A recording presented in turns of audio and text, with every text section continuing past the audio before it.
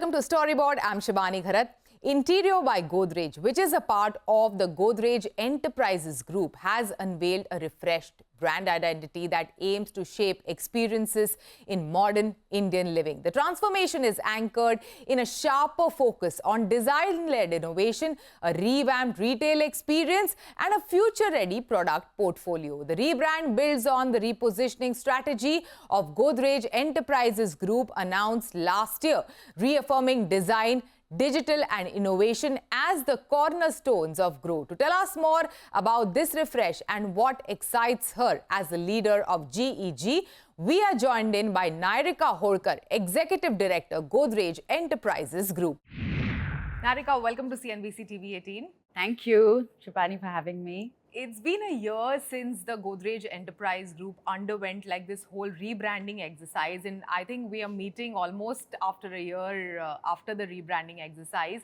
I'm going to speak to you about Interio, but first, Nyrika, what is the change that you have seen internally and externally amongst the consumers? How has the perception of Godrej changed in the consumer eye over the past 1 year? If one has to maybe look at the internal momentum towards what we had set out to, that I think is palpable, and you can, feel that there is much more focus towards, product design, innovation, customer experience, looking at it holistically, measuring it, and hopefully that should translate into a change in perception on the ground. But maybe 1 year might be too short of a period to, quantitatively measure it. But I think in terms of service calls, service resolutions of, customer issues,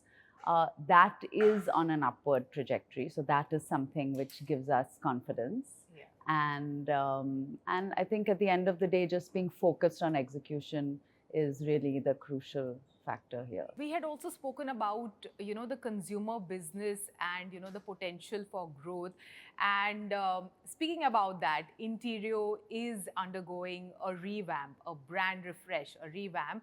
So tell us more about it. So Interio is will be effectively our first proof point of the repositioning. And the idea was really to look across the board. So we started with really doing a detailed customer research to understand how people use their homes. And that project was a year and a half, pan-India, and gave us a lot of really crucial insights. And that kind of formed the basis for a lot of our work. So in terms of, a perception that we are slightly overpriced, I think so a lot of work, and this predated even the consumer research, but a lot of work done on value engineering. So how do we, make sure that the price value equation is right? So a lot of great work done by the team to kind of right size, especially for entry level products. And then on the premiumization side, we're also looking at platforms for configurability, because today from the customer research, a lot of insights into people want to personalize their space. They want solutions which can fit their space. So how do we do customization at scale? And how do we build in models, platforms that allow for configurability? So UpMods is one of our sofa platforms, where you have more than 1,200 configurations. Wow. And it can help you to, whether you want a 3-seater, a 2-seater, a L-shaped, it can help you, empower you to configure your own space. So I think that's the beauty of some of these models. And also the fact that, we have design, engineering, manufacturing, sales, service, everything within the fold.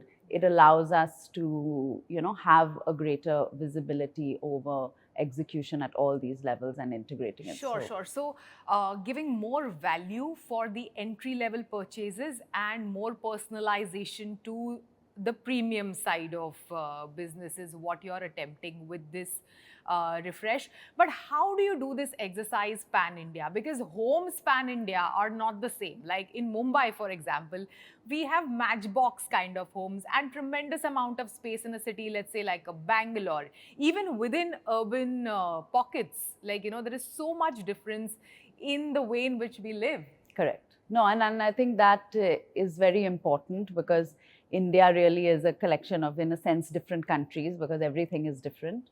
But there are some similarities. So I think we've sort of looked at what are the regional differences. So even in our approach to stores, the curation of furniture within that store will have a regional flavor. But from our customer research, the one interesting insight that I didn't also expect was that there was actually there were things which were uniform across India as well, in terms Such of, as?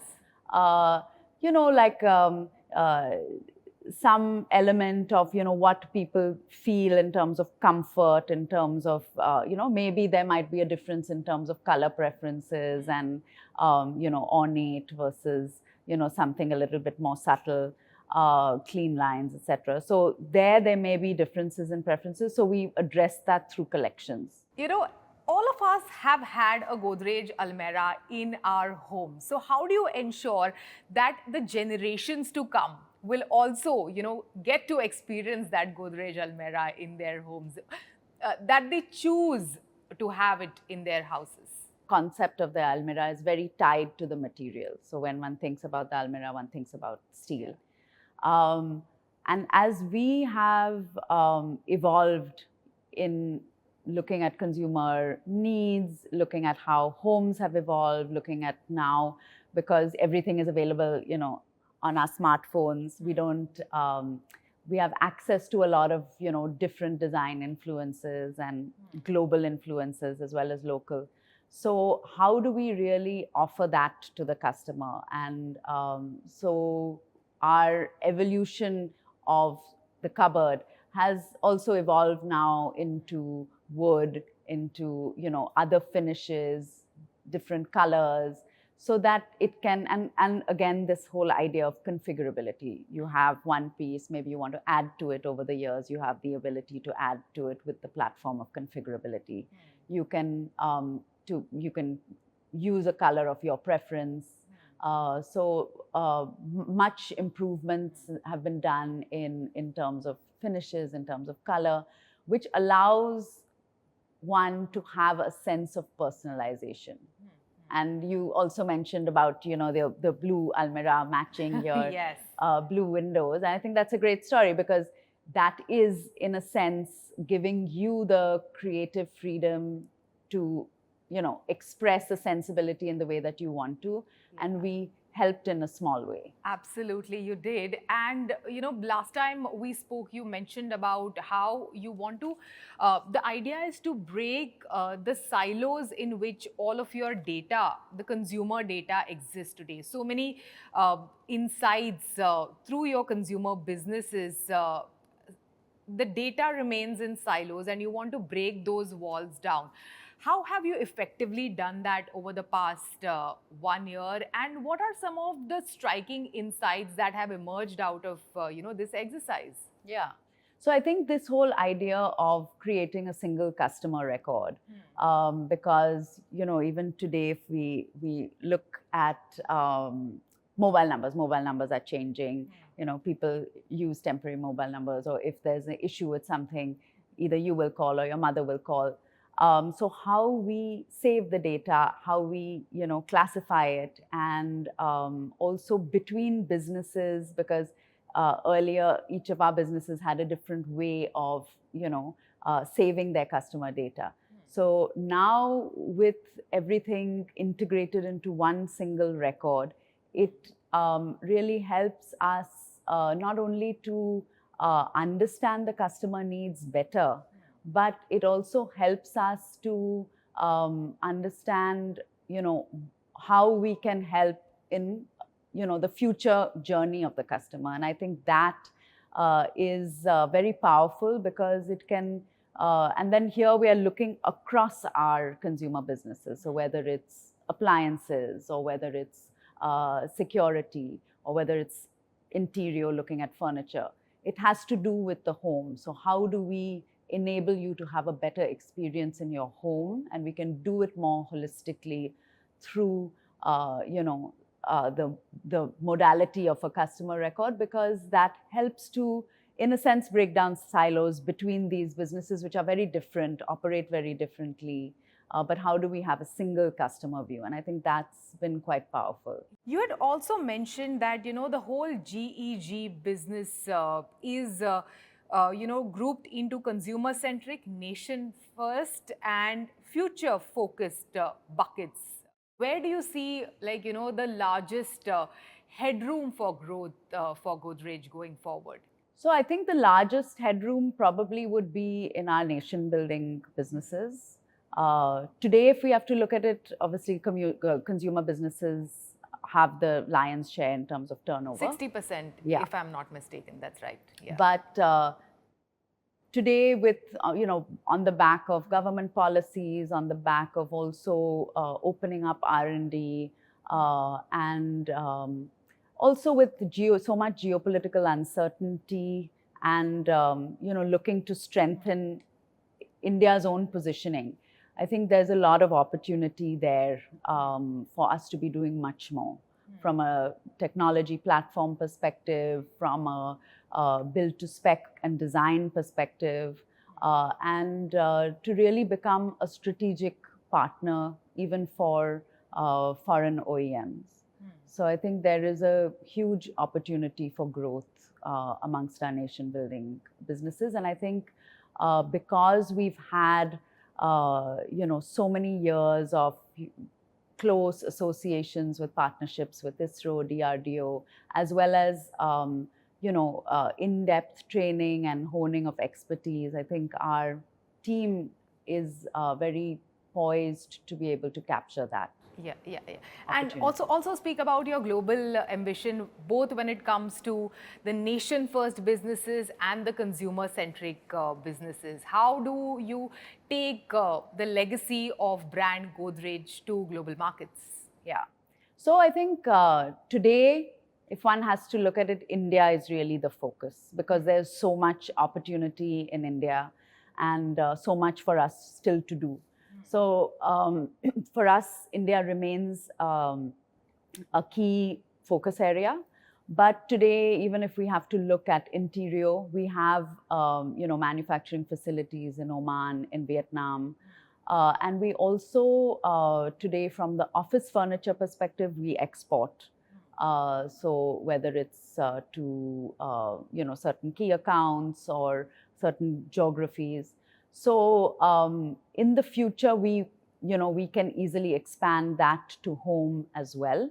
But today we are really focusing on the opportunities in India, because we believe that there is a lot to be proud of. There's a lot of excitement in terms of where we are today, and a lot to do to also ensure that our economy is robust. Sure. Great. Thank you so much. Thanks for joining us today, and thanks for this wonderful chat. Thank you for having me. Thank you.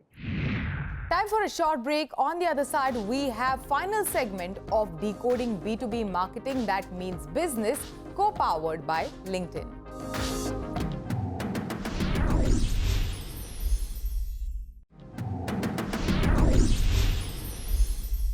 Welcome to the final episode of Decoding B2B Marketing That Means Business, co-powered by LinkedIn. Over the past 3 episodes, we have explored how B2B marketing is being reshaped by AI, by a new understanding of ROI, and by the need to make growth more inclusive and accessible. To tell us more, we are joined in by Jill Kuri, CMO HCL Tech, and Sachin Sharma, LMS Head, LinkedIn India. Jill, Sachin, welcome to CNBC TV 18. And Jill, so good to have you on the show again. The last time we met, and it was on the back of, your fresh identity, supercharging progress, is what we spoke about. How has that translated to your B2B storytelling, and how has visual storytelling changed over the past 2 years since we spoke? I think above all else, having a fresh, modern identity truly helped galvanize all parts of our organization.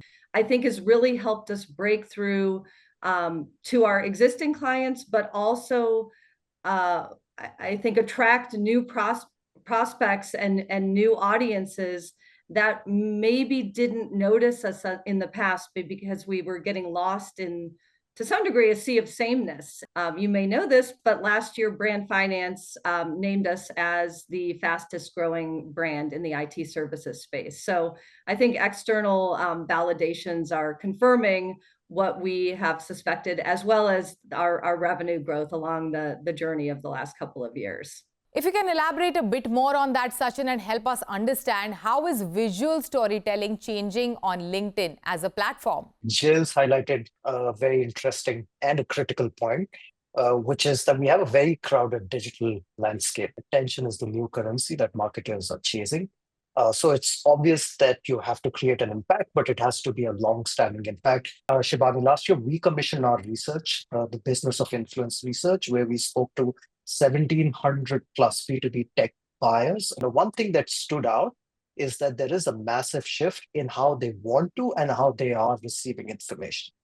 So visual storytelling, video, that's standing out as the most compelling and trusted form of content. Brands want to differentiate. It is not just about reaching, but it is about creating the right impact and with a lot of relevance. Jill, if you can help us understand what's driving this shift towards visual storytelling. Every year we bring in about 40 to 60 fresh young hires, and I would say about half of them have no formal training in video, but all of them feel like they are strong video content creators, and all of the great things that we can do on LinkedIn now, but also the vast availability of tools through Adobe Express and other homegrown tools that creators use makes it so much more accessible to produce content that might not be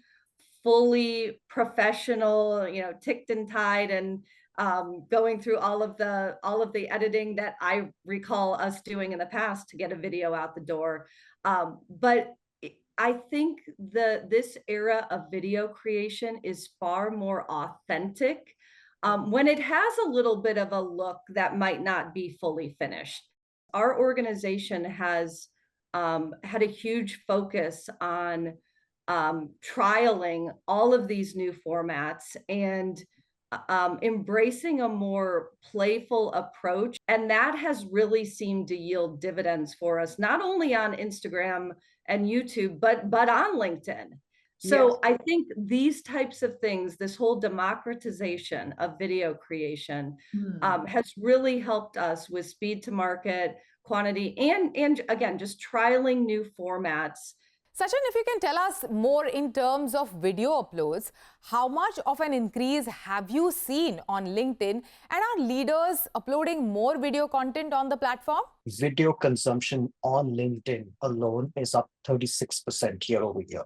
But we are also seeing that content creation, there is twice as much video content being created today than any other format. There's more of video content being uploaded, but more of it is also being consumed. In B2B marketing, I think the most important thing is for a brand to be remembered. If you can grab attention, you create the mental association. If you have the mental associations, you are thought of in the right buying situations. And if you look at the buying committees in B2B, our recent research suggests that the buyers are now a lot more Gen Z and millennials. And so you can imagine how this becomes even more effective, because in their day-to-day life, they are consuming video. They're very used to this content format. So it works beautifully when a B2B entity, when something like NHC and Tech under Jill's leadership, they are using the content that these people are accustomed to, are comfortable with, and that creates the impact that they're looking for. So great. While Gen Zs are leaning towards video, Jill, if you can give us an understanding, how have you seen your leaders in your organizations use video on platforms like LinkedIn, and how does it impact how you strike deals or, let's say, even connect with your customers? Of our leadership team, you're right. We recently celebrated the 25th anniversary of our IPO. In this case, we had a video crew on site, and we created a lot of short form video that all of our leaders shared across their own LinkedIn handles. And I think it's super important for leaders to personally share versus pushing everything out through the corporate channel. One of the things that we've done that has really caught on in the last 2 years is we launched a group of individuals across the organization, across all geographies, which we call the Supercharged Ambassadors. And as part of becoming a Supercharged Ambassadors, they get early information about all of the things that we're doing as an organization. So they are acting as true brand evangelists, and we're arming them with everything they need to do that, but they're making their own choices. They're writing their own posts. But as it relates to this conversation, I think that the energy that they've put into telling our corporate story through their lens has been extremely effective. Now, Sachin, since we are speaking on influence and content, you recently launched Brand Link, which is essentially something that marries video with the power of influencers. What was the thought behind that? Yeah, I think we saw a clear opportunity at LinkedIn is that B2B buyers are consuming more video than ever. But then the other thing is that they're also looking for trusted, relevant content. And we found that intersection to be BrandLink.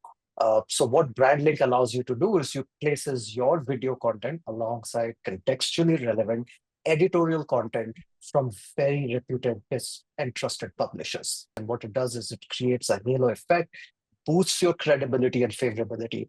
And like I said, it's not just about reach, it is about how your content is resonating. It's our way of helping marketers show up where it matters the most. And like I said, this is all about trusted environments, but influential voices. Jill, now what are your thoughts about how contextual targeting is helping B2B marketers? Us appearing alongside relevant and brand safe content is extremely important.